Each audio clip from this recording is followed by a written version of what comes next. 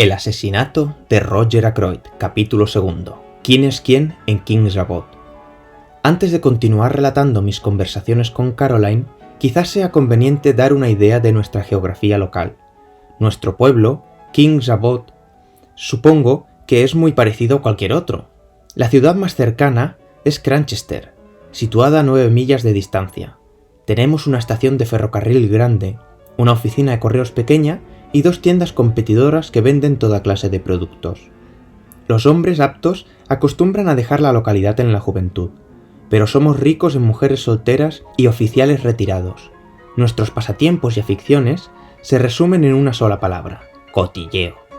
Solo hay 2 casas de cierta importancia en King's Abode. Una es King's Paddock, dejada en herencia a Mrs. Ferrars por su difunto esposo, y la otra es Fernley Park, propiedad de Roger Ackroyd, personaje que me ha interesado mucho por ser el paradigma del gentilhombre rural. Me recuerda a uno de aquellos deportistas de rostro enrojecido que aparecían siempre en el primer acto de las viejas comedias musicales, cuyo decorado representaba la plaza del pueblo. Por lo general, cantaban una canción sobre algo de ir a Londres. Hoy en día tenemos revistas y el caballero rural ha pasado de moda. Desde luego, Ackroyd no es en realidad un gentilhombre rural. Es un fabricante muy rico, creo, de ruedas de vagones. Tiene alrededor de 50 años, un rostro rubicundo y es de carácter jovial. Es íntimo amigo del vicario y contribuye con generosidad a los fondos de la parroquia, aunque el rumor diga que es extremadamente ruin cuando se trata de gastos personales. Fomenta los partidos de cricket, los clubes de juventud y los institutos para soldados mutilados. Es, en una palabra, la vida y el alma de nuestro apacible pueblo King's Abode. Cuando Roger Ackroyd era un mozo de 21 años, se enamoró y casó con una hermosa mujer que tenía 5 o 6 años más que él. Se apellidaba Patton y era viuda con un hijo. La historia de su unión fue corta y penosa. Para hablar claro, Mrs. Ackroyd era una dipsómana. Logró matarse a fuerza de beber, 4 años después de la boda. En los años que siguieron, Ackroyd no se mostró inclinado a arriesgarse a una segunda aventura matrimonial. El hijo del primer marido de su mujer tenía 7 años cuando su madre murió. Cuenta ahora con 25. Ackroyd le ha considerado siempre como su propio hijo y le ha educado en consecuencia, pero ha sido un muchacho alocado y una fuente de disgustos y sinsabores para su padrastro. Sin embargo, todos en King's Abode quieren a Ralph Patton. Todos coinciden en que es un buen tipo. Tal como he dicho más arriba, en este pueblo siempre estamos dispuestos a chismorrear. Todos notaron desde el principio que Ackroyd y Mrs. Ferrars eran muy buenos amigos. Después de la muerte del esposo, la intimidad se acentuó. Se les veía siempre juntos y se hablaba de que, al acabar su luto, Mrs. Ferrars se transformaría en la esposa de Ackroyd. Se consideraba, por cierto, que había una cierta lógica en el asunto. La esposa de Ackroyd había muerto a consecuencia de sus excesos con la bebida, y Ashley Ferrars fue un borracho durante muchos años antes de su muerte.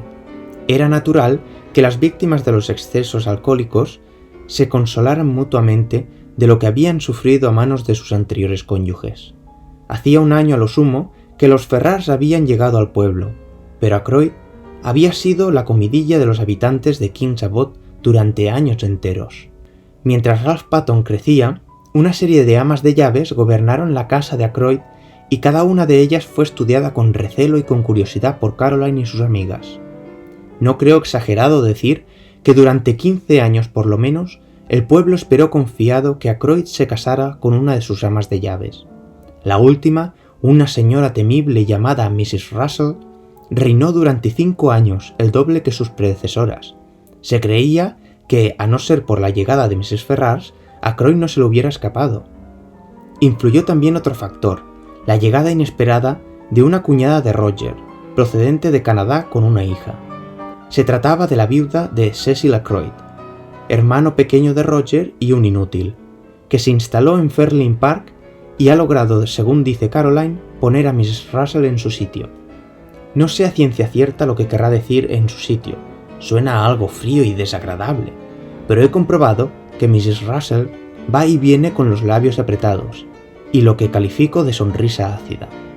Profesa la mayor simpatía por la pobre Mrs. Ackroyd, que depende de la caridad del hermano de su marido. El pan de la caridad es tan amargo, ¿verdad? Yo me sentiría muy desgraciada si me ganara la vida trabajando. No sé lo que la viuda de Cecil Ackroyd pensaría del asunto de su cuñado con la viuda Ferrars. Sin duda, era ventajoso para ella que Roger permaneciera viudo, pero se mostraba amabilísima, incluso efusiva, con Mrs. Ferrars cuando la veía. Caroline dice que eso no prueba absolutamente nada. Tales han sido nuestras preocupaciones en King's Abbot durante los últimos años. Hemos discutido de Ackroyd y sus asuntos desde todos los puntos de vista.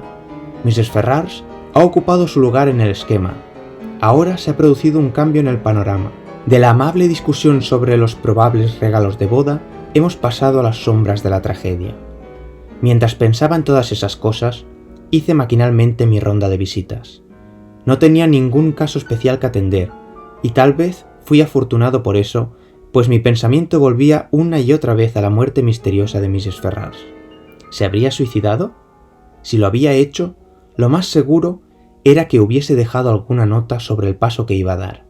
Sé por experiencia que las mujeres que deciden suicidarse desean, por regla general, revelar el estado de ánimo que las lleva a cometer ese acto fatal. ¿Cuándo la había visto por última vez? Apenas hacía una semana. Su actitud había sido entonces completamente normal. Recordé de pronto que la había visto la víspera, aunque sin hablarnos. Estaba paseando con Ralph Patton, lo cual me sorprendió, pues ignoraba que el muchacho se encontrara en King's Abbot. Creía que había reñido definitivamente con su padrastro, y en los últimos 6 meses no había estado en el pueblo. Estaba paseando con Mrs. Ferrars con las cabezas muy juntas, y ella hablaba con mucha ansiedad. Creo poder decir con toda sinceridad que entonces fue cuando el presagio surgió en mi mente. No era todavía nada tangible, sino una simple corazonada. Aquel vehemente tête-à-tête entre Ralph Patton y Mrs. Ferrars me causó una impresión desagradable. Continuaba pensando en ello cuando me encontré frente a frente con Roger Ackroyd. «Shepard», exclamó, «usted es el hombre que buscaba. ¡Qué tragedia tan horrible!». «¿Está usted enterado?». Asintió. Me di cuenta de que el golpe había sido muy duro para él. Los rojos mofletes parecían hundidos y no era más que la sombra del hombre jovial y rebosante de salud que conocía. «El asunto es peor de lo que supone», dijo en voz baja. «Oiga, Shepard, necesito hablarle. ¿Puede acompañarme a casa ahora?» «Difícilmente. Tengo que visitar a 3 enfermos y he de estar en mi casa a las 12 para atender el consultorio». «Dejémoslo para esta tarde, o mejor aún, venga a cenar esta noche a las 7:30, ¿de acuerdo?» «Sí, eso me va mucho mejor. ¿Qué ocurre? ¿Se trata de Ralph?» No sé qué fue lo que me impulsó a decir eso, excepto quizás que casi siempre había sido Ralph. Ackroyd me miró como si no me hubiera comprendido. Me di cuenta de que ocurría algo muy grave. Nunca hasta entonces había visto a Ackroyd tan trastornado. «¿Ralph?», repitió vagamente. No se trata de él. Ralph está en Londres, maldita sea. Aquí llega la vieja Miss Gannett. No quiero hablar con ella de este terrible asunto. Hasta luego, Shepard. A las 7:30. Asentí y él se marchó deprisa. Me quedé pensativo. ¿Ralph en Londres? Pero si estaba en King's Abbot la tarde anterior. Debió de volver a la ciudad por la noche o a primera hora de la mañana, y sin embargo, de la actitud de Ackroyd se infería algo muy distinto. Había hablado como si Ralph no se hubiera acercado al pueblo durante varios meses. No tuve tiempo de meditar el asunto. Miss Gannett me acorraló sedienta de información. Esta señorita tiene todas las características de mi hermana Caroline, pero carece de su ojo certero para llegar a las conclusiones que son el toque genial de las deducciones de Caroline. Miss Gannett estaba sin aliento y se mostraba inquisitiva. ¿No era una pena lo ocurrido a la pobre Mrs. Ferrars? Mucha gente anda diciendo que hacía años que se había aficionado a las drogas. Parece mentira que lo que la gente llega a inventar y sin embargo, lo peor es que en general hay algo de verdad en esas descabelladas afirmaciones. Cuando el río suena... También dicen que Mr. Ackroyd lo descubrió y rompió el compromiso, porque había un compromiso. Ella, Miss Gannett, tenía pruebas, desde luego. Yo debía saberlo todo, los médicos siempre lo saben todo, pero se lo callan. Me espetó todo eso con su mirada de águila para ver cómo reaccionaba ante sus sugerencias. Afortunadamente, la vida en común con Caroline me ha enseñado a mantener mis facciones en la mayor impasibilidad y a contestar en breves frases que no me comprometan. En la presente ocasión, felicité a Miss Gannett por no formar parte del grupo de calumniadores y de chismosos. Un buen contraataque, pensé. La puso en dificultades y me marché antes de que pudiera rehacerse. Regresé a casa pensativo. Varios pacientes me esperaban en la consulta. Acababa de despedir al último y pensaba descansar unos minutos en el jardín antes del almuerzo cuando vi que me esperaba otro paciente. Se levantó y se acercó a mí mientras yo permanecía de pie un tanto sorprendido. No sé el por qué, a no ser por esa imagen férrea que transmite Miss Russell. Algo está por encima de las enfermedades de la carne. La ama de llaves de Ackroyd es una mujer alta, hermosa, pero con un aire que impone respeto. Tiene una mirada y una boca severa. Tengo la impresión de que si yo fuera una camarera o una cocinera, echaría a correr al verla acercarse. «Buenos días, señor Shepard». Le agradecería que me echara una mirada a mi rodilla. La reconocí, pero a decir verdad, no le encontré nada particular. La historia de Miss Russell sobre unos vagos dolores resultaba tan poco convincente que, de haberse tratado de cualquier otra persona con menos integridad de carácter, hubiera sospechado que intentaba engañarme. Se me ocurrió la idea de que Miss Russell hubiera inventado deliberadamente la afección de la rodilla para sonsacarme respecto a la muerte de Mrs. Ferrars, pero no tardé en darme cuenta de que me equivocaba. No hizo más que una breve alusión a la tragedia. Sin embargo, parecía dispuesta a entretenerse y a charlar. «Gracias por esa botella de linimento, doctor», dijo finalmente, «aunque no creo que me alivie mucho».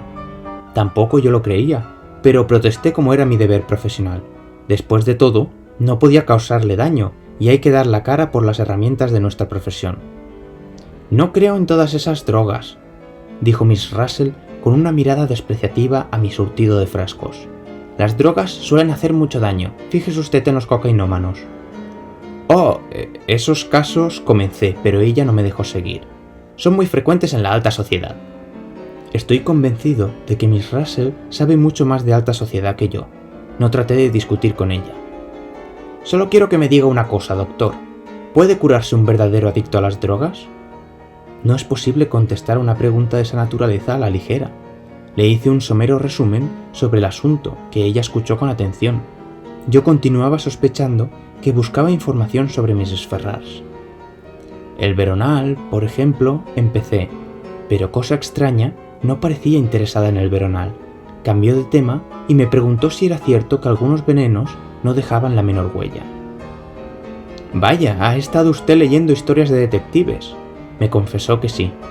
«La esencia de una historia de detectives», proseguí, «es la existencia de un veneno raro, algo que viene de América del Sur y que nadie conoce, algo que una tribu de salvajes emplea para envenenar sus flechas.